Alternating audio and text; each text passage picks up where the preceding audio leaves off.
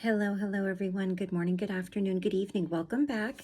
We're going to continue on with letter 6, which has a lot to do with the truth of existence and creation, the truth of how we were created, how the universe was created.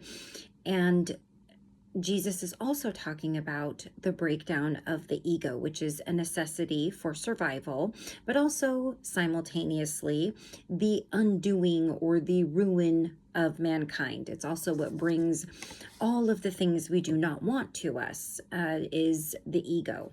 So we're talking about it in quite some depth. And so 5 and 6 are going to be the more scientific, the more in-depth, may be harder to grasp initially or even later on down the line subjects. But if possible, I ask you to stay with it. Don't skip any letters if you can. If you really, really can, you are taking this in at some level. Don't forget that. And it's okay not to understand right off the gate or even after 50 times listening or reading this book. Science can only approach creation as a spectator.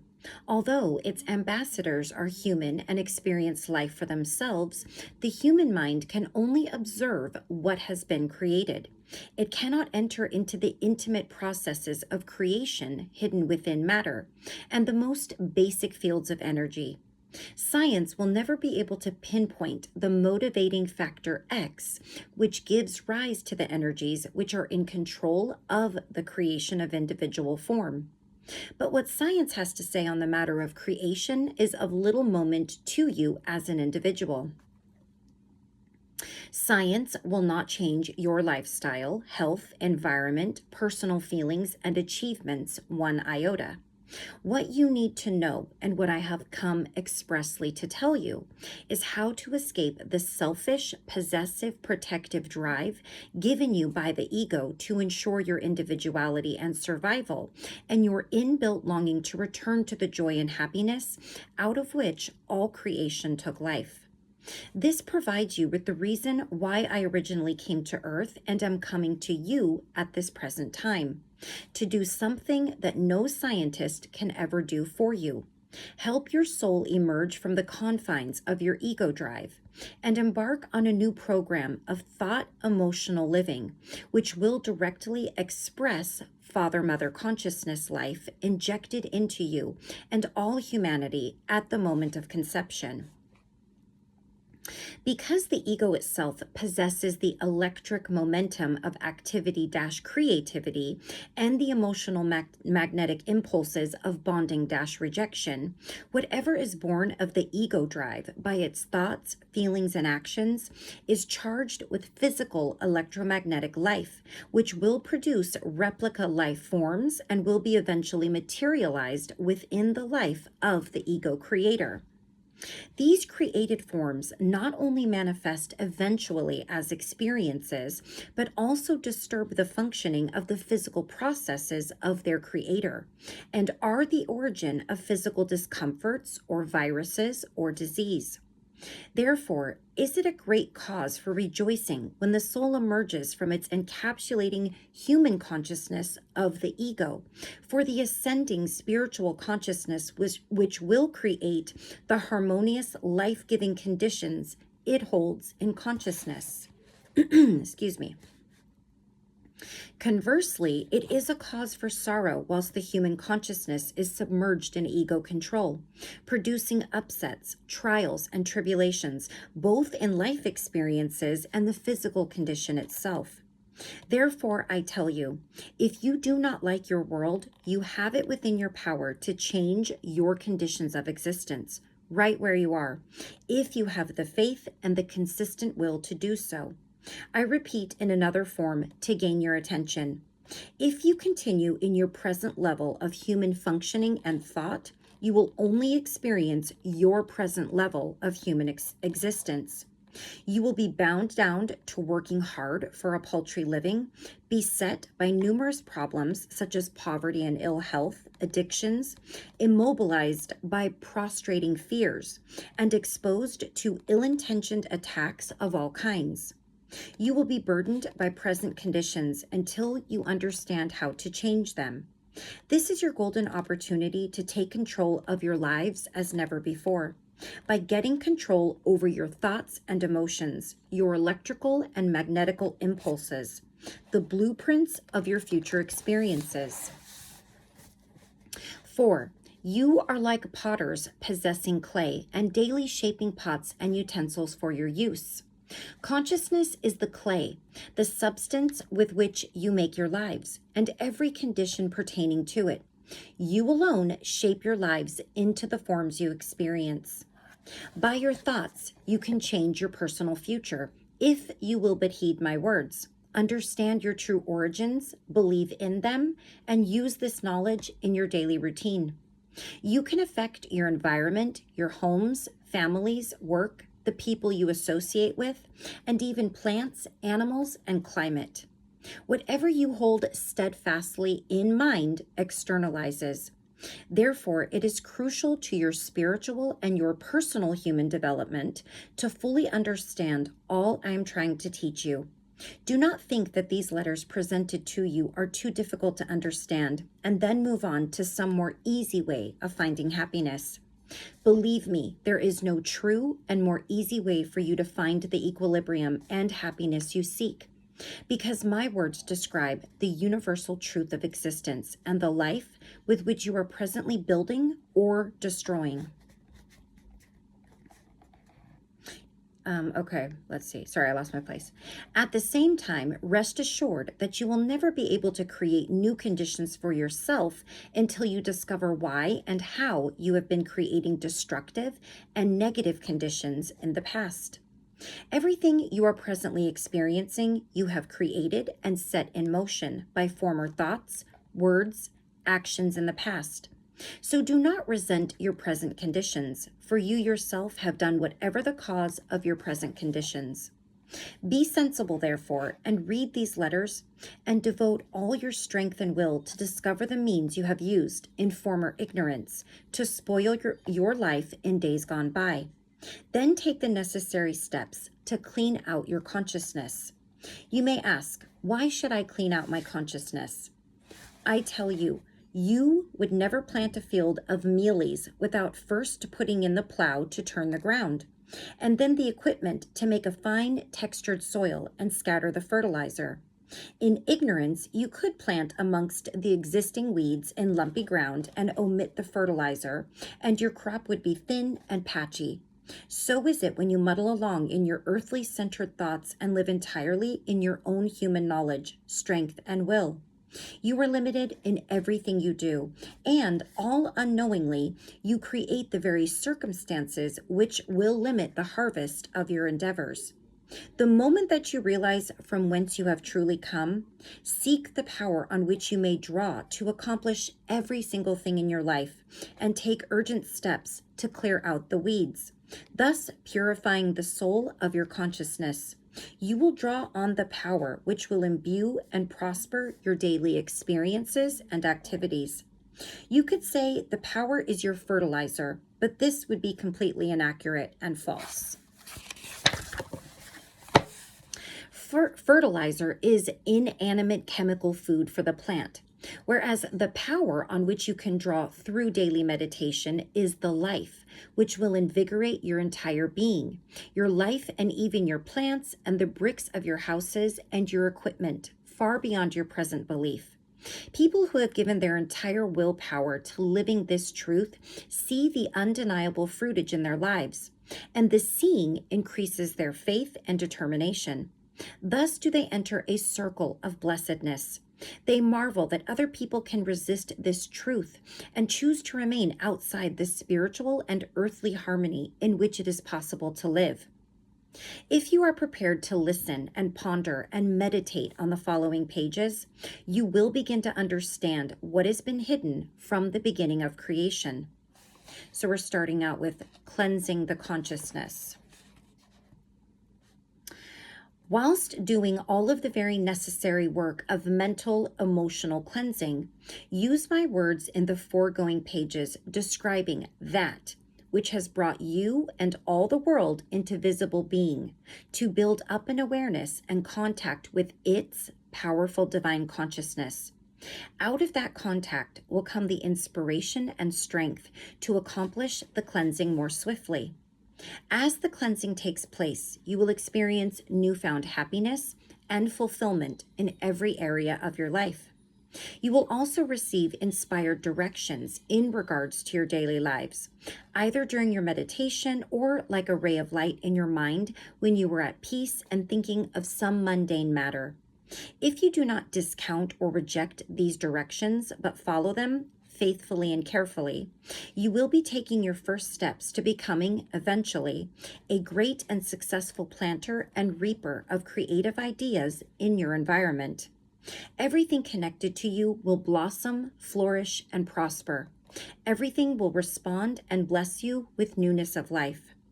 If you discipline yourself in meditating daily with undeviating devotion, you will eventually begin to feel a response and inflow of that which brought you into being.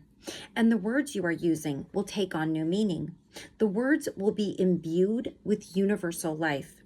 You will be filled with joy and will rejoice exceedingly, because you will then know the power is real and active in your mind and life. You will come to rely ever more confidently on the power beginning to be manifested in your affairs. You will want to draw others into your state of blessed harmony, for other people will be aware of it and ask you about it. Not only this, you will be experiencing a new kind of brotherly love and will want to share what makes you happy with other people. I cannot emphasize this truth enough, this need to meditate, since so many people give up the search and the self-discipline of daily listening before they have fully cleansed their consciousness and arrived at that state of inner purification so necessary to making perfect contact with the universal consciousness, the source of your being. When you do make contact, seeming miracles will happen. This is the commencement of the universal power taking on form and shape in your soul, body, mind, heart, and circumstances. I tell you truly, you may trust my words implicitly. If you persevere, there will come a moment when you actually feel the contact and know that you have made contact. You have then reached a most crucial time in your spiritual human development. For a few hours, so many souls feel uplifted and joyful, but then the daily cares intrude into their minds and they intellectualize the experience. They explain it away in human terms. Do not do this, for you will lose what you have been given. You will greatly delay your spiritual progress. If you read these words and are afraid to believe them, or believe they are foolishness, or feel you will lose prestige if you believe them, you are making a creative form in consciousness which will negate any constructive responses you may have originally had to this letter. So I say to you, cherish your moments of belief. Preserve your special times of contact with that which brought you into being. Believe in them and hold them fast in your consciousness, and gradually you will move forward onto the heights of spiritual consciousness to great insight and joy. Again, I say, do not put these letters to one side. I cannot sufficiently emphasize your need to think about them, recall what they have to say. If you cannot remember, then return and read them yet again, and yet again, and yet again, until they have been absorbed into your consciousness. The more you meditate on them daily, so will they be clarified in your mind and will come to have ever greater meaning for you. Eventually, you will find that they have been like food and drink, building up your morale and determination to help change your present conditions into those of harmony, widespread growth, prosperity, and peace. Great inspiration and joy will be yours when you come to realize that the immensity of that which brought you into being is radiant, rapturous, ecstatic power, beyond your present capacity to dream and imagine. It is reality. It is the source of being, the source of everything that you see in your natural living world and in many levels of existence beyond the ones you presently inhabit. When you are abundantly receiving divine consciousness into your mind, yourself, into every facet of your existence, then you will begin to see the enormous difference. You will look back at the times of your stress and unhappiness and see that gradually the limitations of your life will have yielded to greater blessedness. This becomes an ongoing process in your life. Be of good heart. It is truly I, the Christ, who is reaching out to you and the world through the medium of these letters. I particularly want to impress on your minds the way I have deliberately made statements in the past pages to lift your thoughts to higher levels of consciousness, depicting the benefits to be derived from working to elevate your consciousness by ridding it of the negative traits mentioned on page 1. I want you to realize fully that I have come only to help you rid yourself of the undesirable ego-driven thoughts and emotions presently controlling your mind. I am also here expressly to encourage and help you, yes, help you, develop within your mind and heart all the love-based thoughts and emotions which will bring you into harmony with divine consciousness. It is my most urgent and loving purpose to bring you out of the gray shades of existence which you presently inhabit, and into the sunshine of spiritual enlightenment that awaits you when you have conquered the ego drives, become unified with your soul and father-mother life, and moved into the harmony of unconditional love for all. Therefore, I will repeat the list of negative characteristics set out on page 1. I want you to read them carefully and watch your own reactions and feelings as you go through them slowly. Criticism, sarcasm, judgmentalism, rejection, denigration, enmity, intolerance, hatred, jealousy, aggression, violent impulses, thieving, falsehoods, doubts, and devious dealings, slander. How do you begin to get rid of any of those you know to be part of your consciousness? Do not be too ashamed to face up to them, since you are a human being and have been born under the influence of these characteristics of the ego. So do not be too afraid or too downcast to face up to them. Take the first step in total honesty and write them down. The second step is to take the sheet of paper and lie down and place it on your chest. Close your eyes and reach out in thought to the divine reality, your source of being, which you should now realize is your loving procreator, your true spiritual father-mother, which radiates unstingingly and continually and consistently unconditional parenting love. Give time to quieting your mind until you feel that you are moved beyond your own consciousness.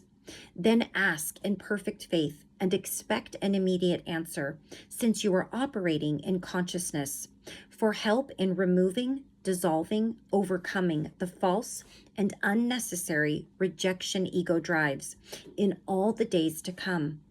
Emotionally, you make it clear to your spiritual father or divine reality, and therefore to yourself, that you want no more of these ego negatives in your consciousness. You ask for the inspiration and strength to make every effort to avoid or deny them from that day forward. By following this course of action, you are creating a new consciousness form, which now begins to infiltrate and take over your present consciousness. Your intention now becomes your reality. The former negative characteristics written on your piece of paper and taken to your spiritual father are now in a limbo of rejection in your consciousness. This conscious rejection is also the means of drawing divine power into your consciousness to help you strengthen your resolve and remembrance to discard any impulses which may erupt from the rejected characteristics. Therefore, as you can probably see, the surrender and meditation have set in motion unseen work in consciousness, of which you will probably be unaware until you later wake up to the fact that the characteristics have disappeared.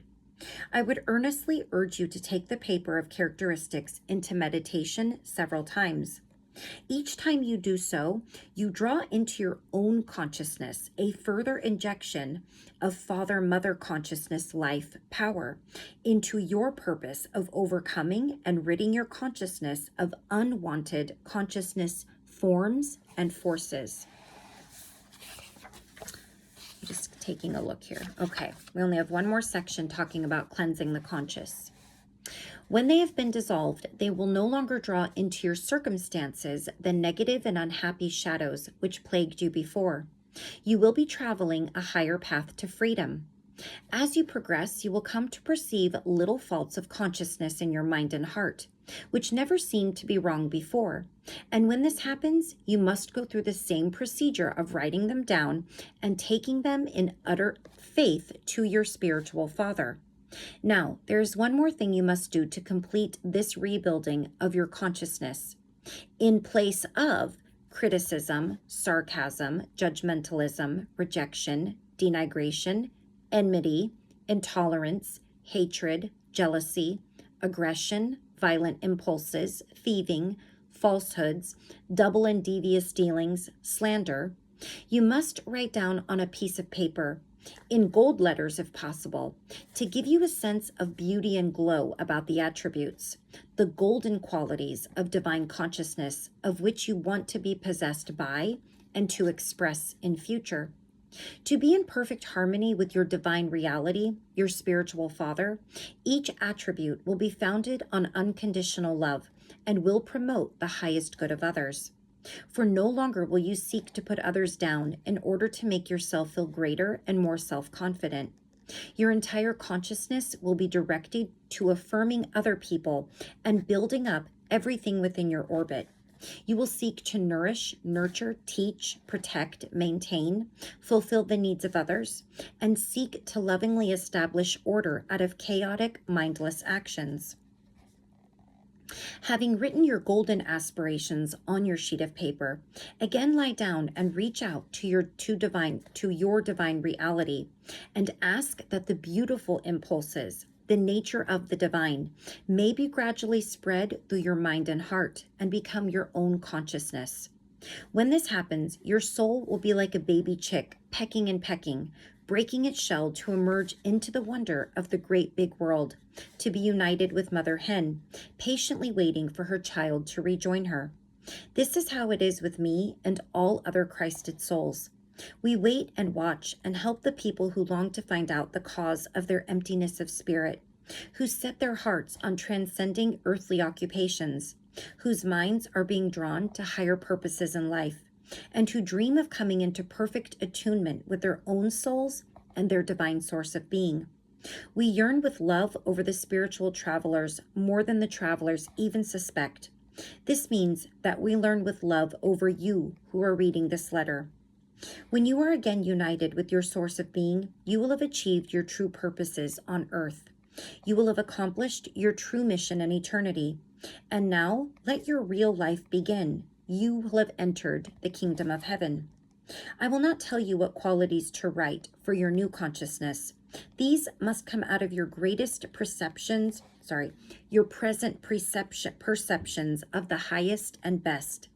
Again, study the divine nature of divine consciousness, which I perceived so clearly in the desert and described for you in letter 1. Let this divine nature become your own nature. I want you to know that when you embark on this journey in true sincerity, I will be at your side in every eventuality. It is my dearest wish that you will come to know that I am with you and that I am sending you support and strength in your quest to become unified with your divine reality. Okay, so we're going to stop right there. And that was specifically focusing on clearing the clearing your consciousness. And then the next section we're going to talk about in this letter, let me take a look here really quick. Oh, I went too far. We're going to talk about Christianity.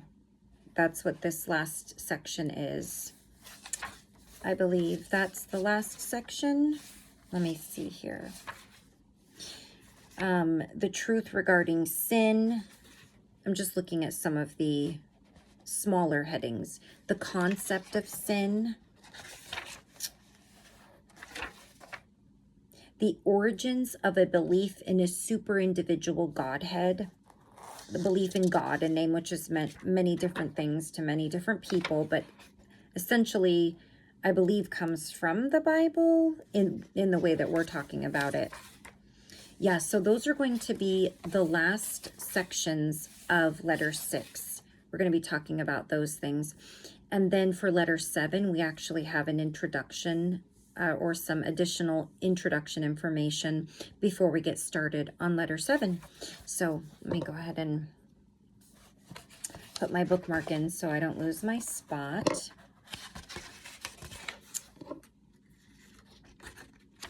All right. Well, thank you all so very much for joining me. I love you all very much. And of course, until I see you again, take care of yourselves. Take care of those around you. And I will see you for the last section of letter 6. Bye-bye.